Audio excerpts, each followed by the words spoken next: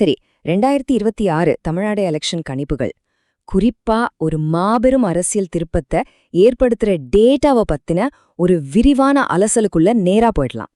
பல வருஷமா இருக்கிற அரசியல் வரலாற்றையே கொஞ்சம் ஆட்டம் காண வைக்கிற மாதிரி சில புதிய சர்வே ரிசல்ட்ஸ் வந்திருக்கு. அதைத்தான் இன்னைக்கு நாம டீகோட் பண்ண போறோம். எடுத்த உடனே ஒரு பெரிய கேள்வி வருது இல்லையா? பல தசாப்தங்களா இருக்கிற நம்ம திராவிட அரசியல் கட்டமைப்பு உடைய போகுதா? ஏன்னா இதுவரைக்கும் தமிழ்நாட்டில் இருந்த அந்த 2 கட்சி ஆதிக்கத்துக்கு ஒரு வரலாற்று சிறப்புமிக்க பிரேக் விழலான்னு லேட்டஸ்ட் டேட்டா நமக்கு சொல்லுது. இது எந்த அளவுக்கு பெரிய மாற்றம்னு புரிஞ்சுக்க முதல்ல இந்த நம்பரை உங்க மைண்ட்ல நல்லா ஃபிக்ஸ் பண்ணிக்கோங்க. 117. தமிழ்நாடு அசெம்பிளில அரசாங்கம் அமைக்க தேவையான மேஜிக் நம்பர் இதுதான். இப்போ விஷயத்துக்கு வருவோம். ஆக்சஸ் மை இந்தியா கொடுத்திருக்கிற ஒரு ஷாக்கிங்கான கணிப்பை கவனிங்க. நடிகர் விஜயோட புது கட்சியான டிவிகே சுமார் 98லிருந்து 120 இடங்கள் வரைக்கும் ஜெயிக்க வாய்ப்பு இருக்குன்னு அவங்க சொல்றாங்க. அதாவது முதல் எலெக்ஷன்லயே அந்த 117ங்கிற மெஜாரிட்டி மார்க் அவங்க நெருங்குறாங்க அல்லது தாண்டாங்க. இது நிஜமாவே ஒரு மிகப்பெரிய அரசியல் பூகம்பம் தாங்க. ஆனா நாம எல்லா டேட்டாவையும் நியூட்ரலா பார்க்கணும் இல்லையா? ஒரு பக்கம் இந்த அதிரடியான கணிப்பு இருந்தாலும் மத்த ஏஜென்சிஸோட சர்வேகளை மொத்தமா சேர்த்து பார்க்கறப்போ, அதாவது போல் ஆஃப் போல்ஸ் என்ன சொல்லுதுன்னா, முதல்வர் ஸ்டாலின் தலைமையிலான திமுகவுக்கு இன்னமும் ஒரு எட்ஜ் இருக்கு. ஆனா 2021 விட வெற்றி வித்தியாசம் ரொம்ப கம்மியா இருக்கும். போட்டி செம டைட்டா இருக்கு. சரி, தி 3-வே பொலிட்டிக்கல் பேட்டில், இந்த மும்முனை போர் எப்படி இருக்க போகுதுன்னு பார்க்கலாம். இப்போ களத்துல என்ன நடக்குதுன்னா, திமுக அவங்களோட ஸ்ட்ராங்கான நலத்திட்டங்களை நம்பியிருக்காங்க. ஆனா அதே சமயம் கொஞ்சம் ஆளுங்கட்சிக்கு எதிரான மனநிலையோ வாக்குச்சிதறலையோ ஃபேஸ் பண்றாங்க.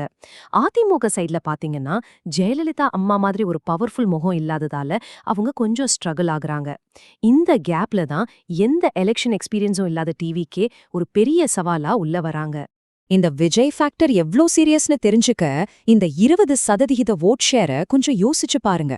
மொத்த வாக்குகள்ல கிட்டத்தட்ட 20% ஒரு புது கட்சி வாங்குதுன்னா அது ரிசல்ட்டையே தலைகீழா மாத்திரும். அவங்க நேரடியா ஆட்சியாளராகவோ இல்லனா யார் ஆட்சிக்கு வரணும்னு முடிவு பண்ற கிங் மேக்கராகவும் மாறலாம். Why the numbers shifted? ஏன் இந்த எண்கள் இவ்ளோ வேகமா மாறுது? அதற்கான காரணங்களை பார்ப்போம். கருத்து கணிப்பாளர்கள் குழம்புவதற்கு காரணம் இருக்கு. முறை ஓட் பண்ற இளைஞர்கள் அப்படியே டிவிகே பக்கம் சாயறாங்க.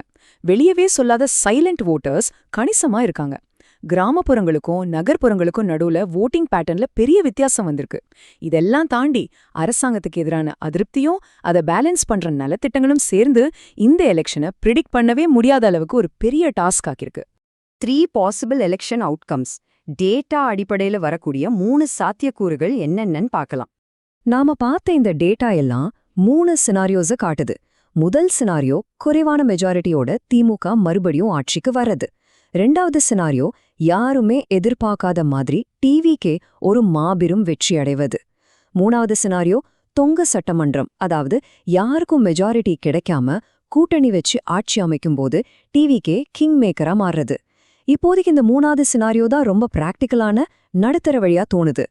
Reality check and verdict.